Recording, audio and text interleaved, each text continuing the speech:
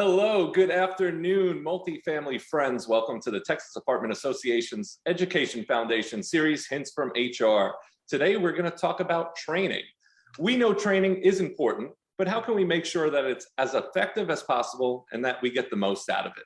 I'm Blaise with Gemstar Construction, and joining me today, we have the Vice President from the TAAEF, Becca, the National Director of Brookfield Properties, Nicolle, and our special guest today.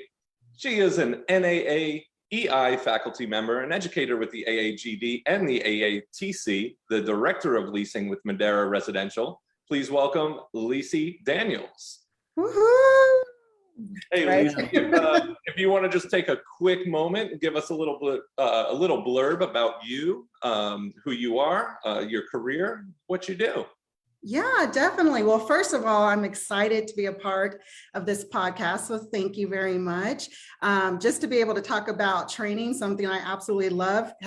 That's a winner for me. So a little bit about me. I've been in the industry over 16 years, just like I think anyone kind of fell into it, right? I started off as a leasing consultant and kind of just worked my way up to where I'm currently Director of Leasing for Madera. Absolutely love it. Being able to motivate, inspire, train teams and peers is something that I just absolutely love to do. But I actually started more in the training of really being passionate about it more like 5-6 years ago. And then I realized that just the possibility of just connecting with people is something that I just like, yep, this is for me. And so here I am today. Excellent. And I just want to make sure I caught that right. So you've spent your whole career with Madera Residential? No, I was with several different companies. I'm with Madera currently right now. Excellent. Well, in the effort of talking about training, we're going to serve up a little softball for you to start this conversation off. And why is training so important? Good question. Now, I think training is very important for just your peers, for your team members. It gives them the opportunity to grow, to learn from their peers, learn to develop themselves and move to that next level. If we didn't have training, how are we growing? How are we going to be able to expand our knowledge to be better than where we're at currently? Excellent. Nicolle, what is your take on training, if you will shed a little light? Yeah, absolutely. Happy to. And again, so excited that Lissi's here as a fellow facilitator. I've had the opportunity to see her impact. She's local to DFW where I am. So I'm really glad again to have you here, Lissi. But as far as training, I think that it's something that's kind of, it can turn into kind of checking a box or kind of form over substance. And it is something that I think that as, we kind of come out of this, Zoom fatigue, COVID, everyone being from home, kind of leaning into all of our LMSs online. I think that there's an opportunity kind of to go back and recalibrate our training and our approach to training overall to make sure that it's impactful for our associates. Because as you've heard me say before, telling isn't training. And just because you tell someone something, one, doesn't mean they understand it or remember it. And two, that doesn't mean that it's not something that needs to be followed up on. So I think this is just a very timely topic for our podcast. And I'm really excited that Lissi's here to help us through it.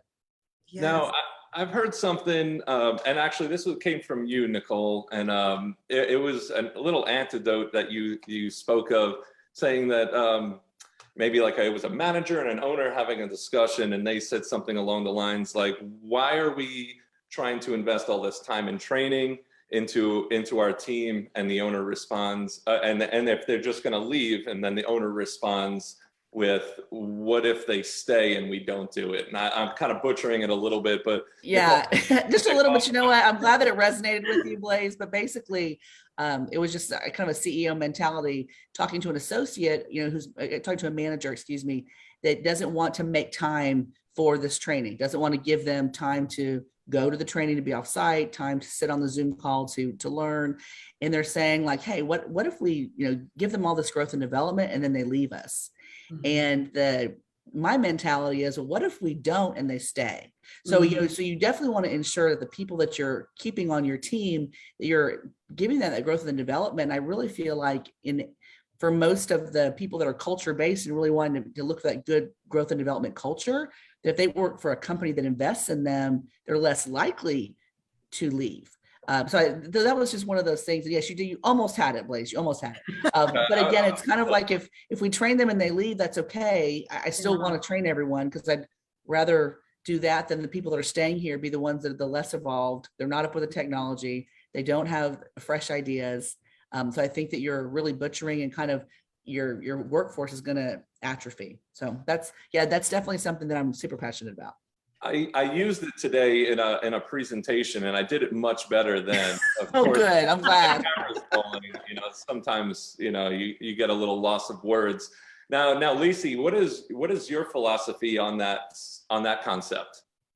I 100% agree with Nicolle because I feel like as a peer, as an employee, if we know our company's investing in us and our development, it's going to make us want to stay and grow and develop. At the same time, if we do leave, that means it's like they helped us. They really molded us to that next level. And that's okay in those situations. But I think it's very important. So I'm 100% on that with you, Nicolle. So yeah, that's my take on it. But I think that the reason that Lissi and I have to have these conversations and leaders all across the industry is that it has to be seen as an investment. So again, the manager on site might just be looking at the 3 hours that person is away from the community because they're like, man, now we're going to be shorter staffed. I'm busy. I'm this, I'm X, I'm Y. Instead of seeing that this is going to make them handle difficult situations better or become a better leader and or salesperson, maintenance technician, whatever it is. So I think that we have to continually show it as an investment. We obviously are drinking the Kool-Aid. We understand, but sometimes when people are on site and they might be stressed, which is going to happen. We just have to help them understand the bigger picture with that.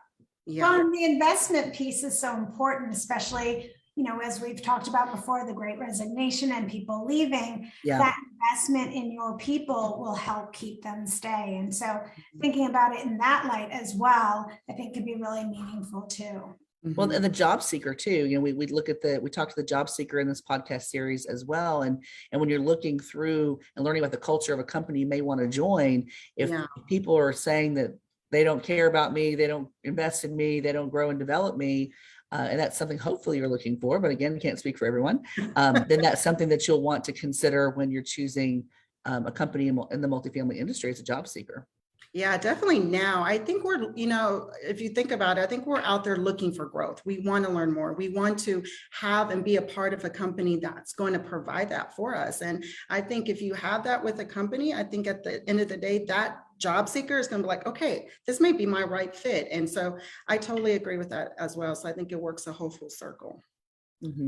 Excellent. Now, I heard this just before too, because there's been, obviously some of the shift in how we do some of our training. And I think we mentioned at the top of the program that the Zoom fatigue, right? We've heard that so many times. We've all been a victim of it as well. There's some mediums where it works really well, I'm sure. And I feel like there's some mediums that maybe don't work as well. Lissi, what is your take on video conferencing and connecting with people and training through Zoom, and then maybe the Zoom fatigue as well, if you can weigh in on that? Yeah, I think we had to kind of develop a new norm, right? Especially with the pandemic. We had no choice but to do the Zoom and really try to adapt to different situations when it came to training and the convenience of it, especially with meetings. It's just easy to get on a Zoom and talk and everyone's there. And then there's also the cons about it, where it's like, can we really engage? Can we really sit there and connect with our team members and training and make it versatile and really be engaging at the same time? So I think over time, it really has become more now where it's like, okay, we got another Zoom. They're going to last long periods of time frame. Can we make it short? And so at the end of the day, I think it has a really great convenience for short meetings, short trainings. And then at the same time, when you want to have those longer connections and trainings, that's where we need to be more in person. Yeah, I mean, and I would probably echo those comments. I know that we have all been reevaluating our approach to training. I think Zoom became the default when there really wasn't any other choice, and it did get better than it ever was. Again, we hardly ever did Zoom calls pre-COVID, and now, my goodness, I should have bought stock in Zoom. Now that I'm thinking about it, because of how it's just changed from 2020 to 2021 and beyond. But I think that we're all also realizing. I know that we have Zoom fatigue, and we're trying to connect and trying to get even when we get our leadership together, really trying to find ways to make it different, not just have it be someone droning on and on and on.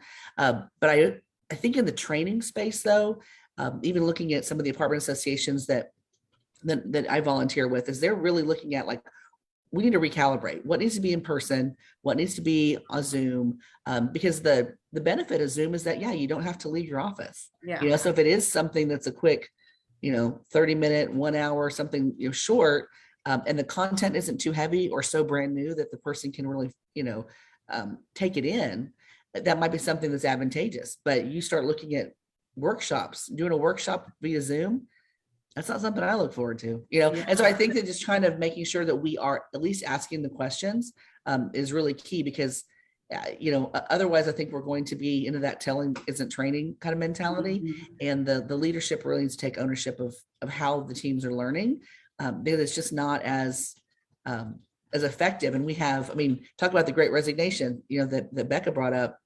Our workforce is less experienced than it's ever been, because we've had to pull from different industries. So I'm a little worried about our training overall, because if we're giving them B+ training, because it's always Zoom, how are we really getting them ready for what the industry really is going to need from them?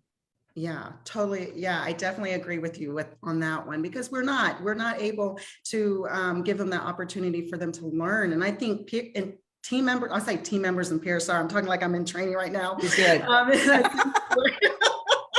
In that sense to where they learn from one another, right? And I think when we have that capability of doing in person and that connection and brainstorming and growing, that's where they learn, and that's where they are getting those aha moments. And Zoom, like you said, it's very good for convenience and very short matter of time. But if you're really trying to focus and really trying to drive in any information, sometimes we're going to lose that, and it's hard to do that connection and really be like way here in this webinar and keep them focused at the same time. It definitely is how you can connect to your audience, and that varies in so many different ways. I do want to touch base on how to make it fun and engaging. Lissi, do you have any examples on how to incorporate the fun aspect and the engagement in your trainings? And give examples on maybe over Zoom and then in person. Yeah, well, I'll definitely start with Zoom. That's probably one of the challenging parts, right? And I think it's really where I say you have to kind of overexpress yourself, but at the same time, it's asking a lot of questions, a lot of polls, making sure that you're really engaging with the chat format of Zoom, and really getting to know, maybe start things off fun on a lighthearted note with your teams or whoever you're training on, to kind of get them connected and feel that vibe, and not just come in and just be that, this is what I'm going to instruct, this is what I'm going to teach today, and that's it. It's really about your energy and your how you're projecting that.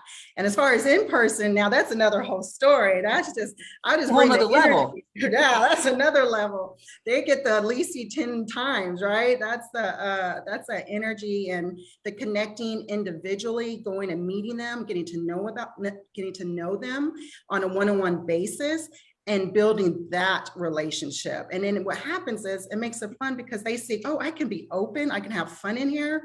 She has different activities, but I'm also learning at the same time. And I think that's the major component when it comes to that in-person training. So I like to bring that fun aspect in it. You got to come to one of my classes. Absolutely. She's the consummate saleswoman, right? She's like, when are you coming to my class, Blaise? And I totally echo what she's saying too. The only thing I would probably add to the Zoom, and I'm sure she does this, is that, one of the challenges that I know that I see in my company is the people that don't want to come on camera. They don't want to come on camera. And when it's for a training, my comment back to them is that, well, when you show up in person, are you hiding behind like a mask? So I really want them to feel comfortable. And also there's and sometimes people aren't comfortable on camera. I get that. It's been 2 years. We need to figure that out. But if it's for training, if it's for some meetings here and there, I get it. Sometimes I have to take them on the phone, and I'm not able to get online. And that's okay. But when it's an actual training class and I'm responsible for training you, I still want to look you in the eye. I still want to see your facial expressions. I still want to ensure that you are engaged. And I think there's just a temptation, and I'm guilty too, that, gosh, do I pick up my phone? Am I on my computer? Do you know really what I'm doing when you see that NB on the screen? No, you really don't know what I'm doing.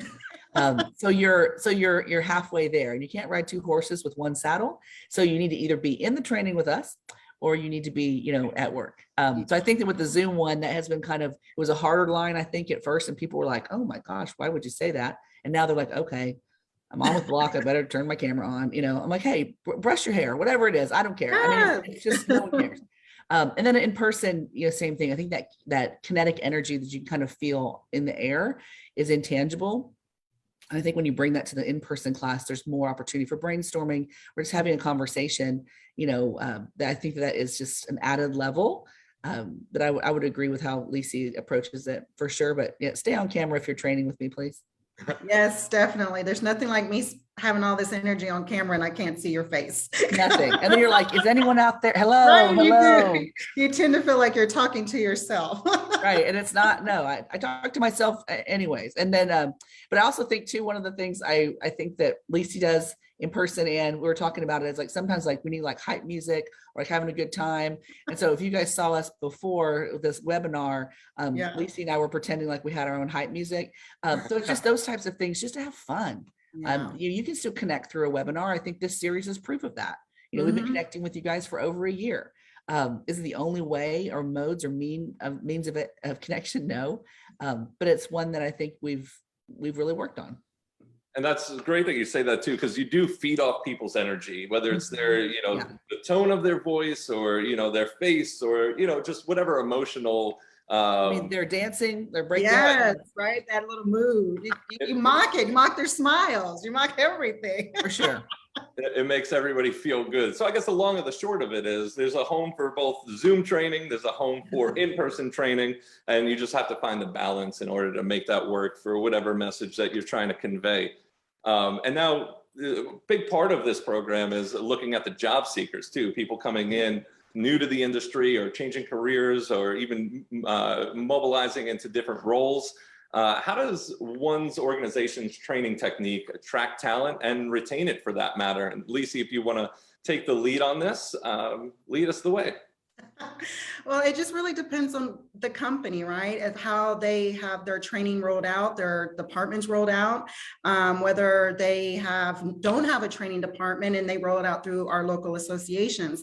I think if you let your employees know the avenues that they can take to help them grow and have those communications and those conversations up front, I think you're setting up success for both ends. And if you can provide them something to let them see, hey, we have education. We may not have a department, but we have education to help you within our associations. But I also feel sometimes it's really important to have that in your company, because then it helps mold and grow those associates to stay with you to that next level. And that's what you want to see. You don't want to see that turnover. You want to see that evolving growth of where they are going to be at from start to end, hopefully. And I would say similar to the other, topics we've discussed in this podcast is that first you need to identify as a company, identify your training platform and your approach to training, then ensure that job seeker is going to see that and feel that through your current associates on your website, on Glassdoor, wherever it is everyone is looking, because you want to have the plan, then you want to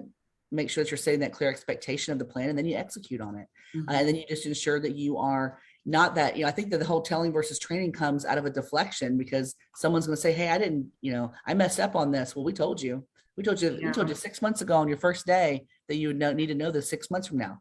Okay, great. You're just thinking like, well, that's terrible. The hard support.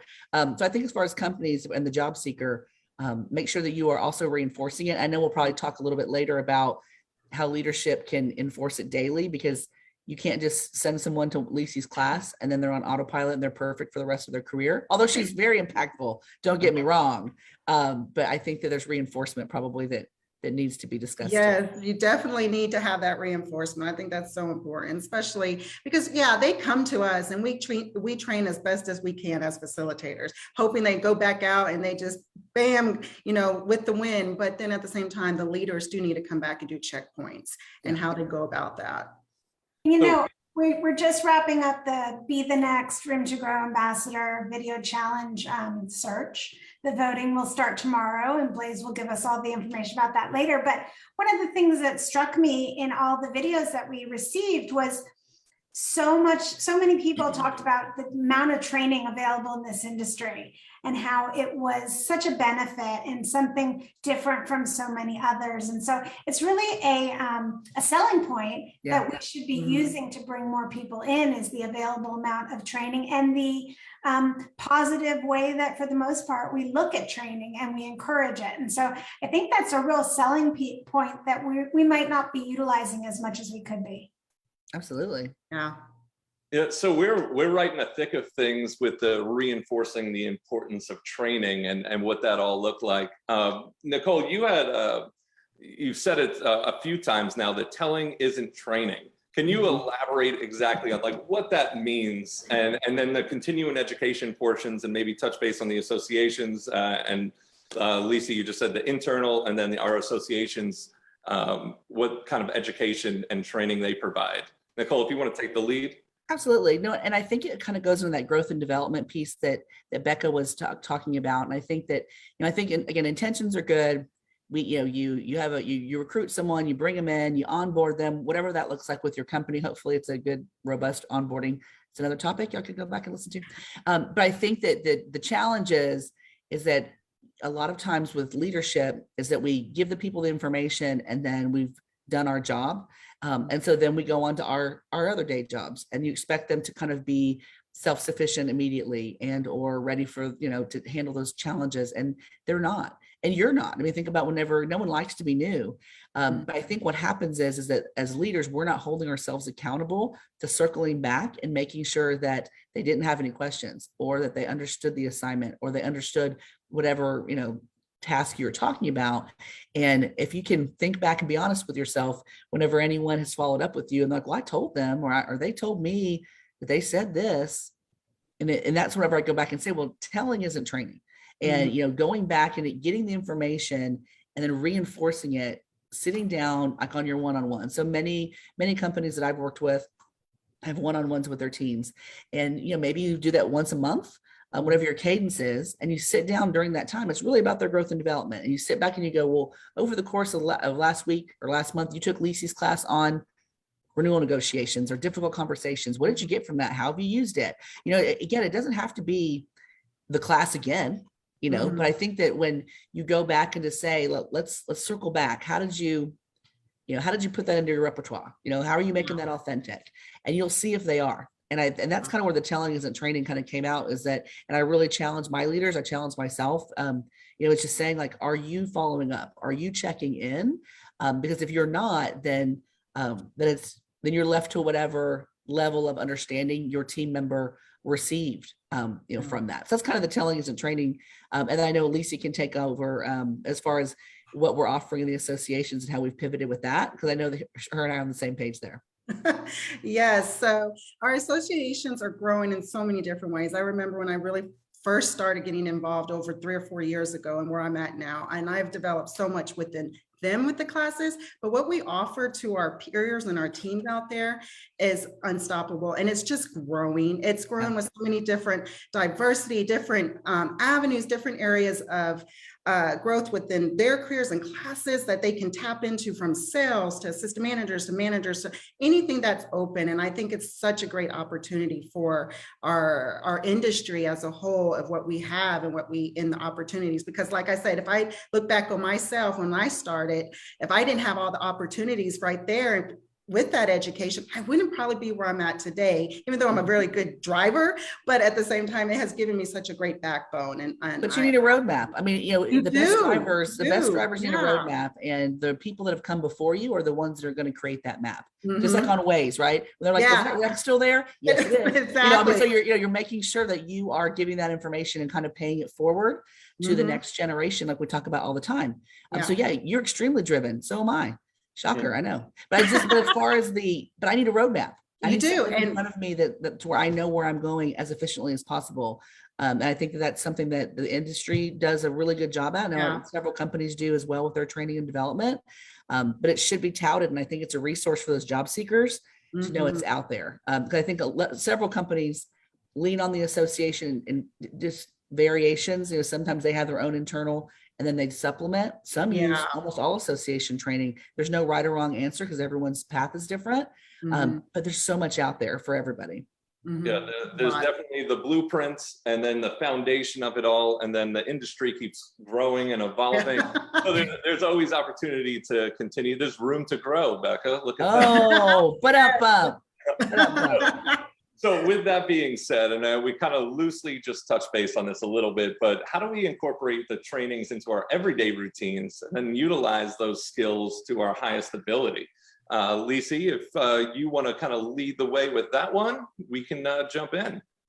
Well, I mean, for me, I think whatever we're having our peers learn and grow, we hope to kind of it goes back into that telling us and training, going back into that following up, making sure that whatever they're learning that we're seeking as leaders and following up with our teams, that they are utilizing those same techniques in their daily roles.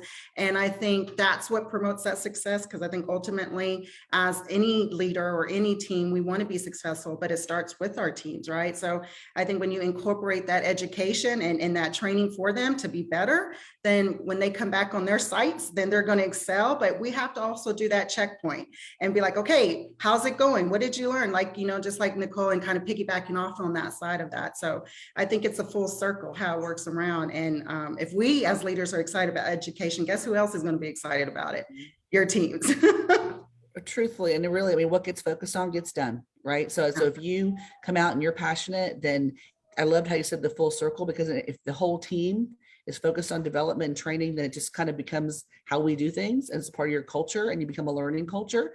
And I think that takes a long time to build. It does takes very little time to destruct.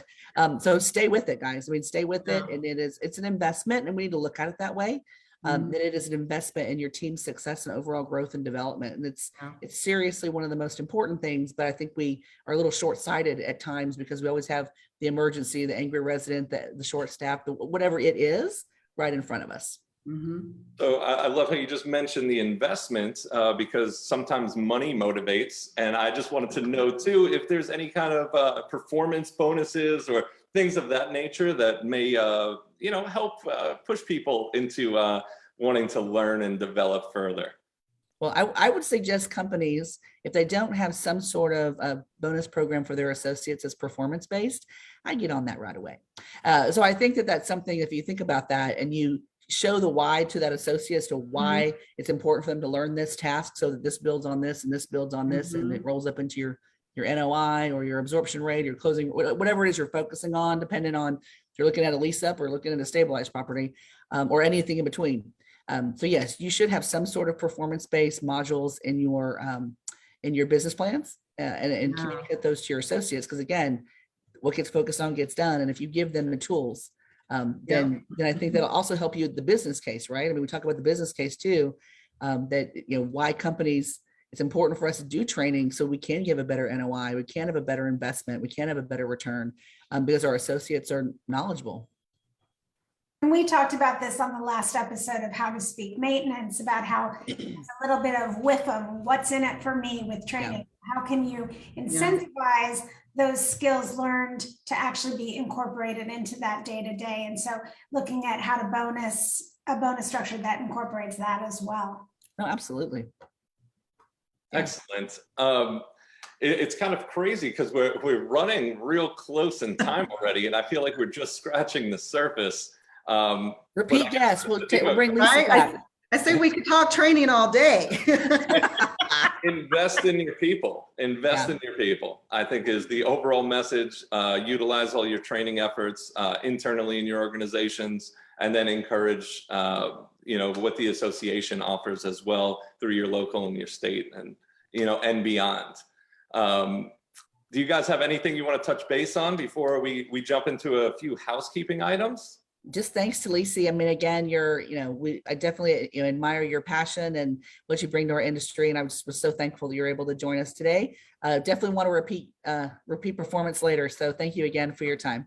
No, thank you so much. I definitely enjoy the conversations. And like I said, we could talk training all day, every day. And Blaise, we need to see you in one of those classes. That's right, Blaise. Absolutely. I look forward to signing up and being part of it.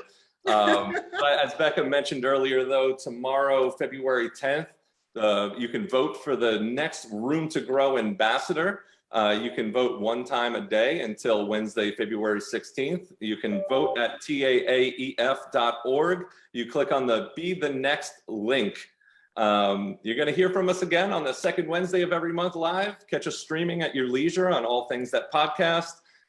Thank you, Lissi. You've been absolutely wonderful. Becca and Nicolle, of course you are. Blaise, you did all right. Make today a great one. I want you to work on that whole CEO comment next time you present it, okay? Just run it by me again. And hey, be on the lookout on social today as we announce the finalists for the Be the Next Ambassador Video Challenge. Amazing. Get voting. Get ready to vote. Thanks, everyone. All right, bye. Thank you. Bye. Bye.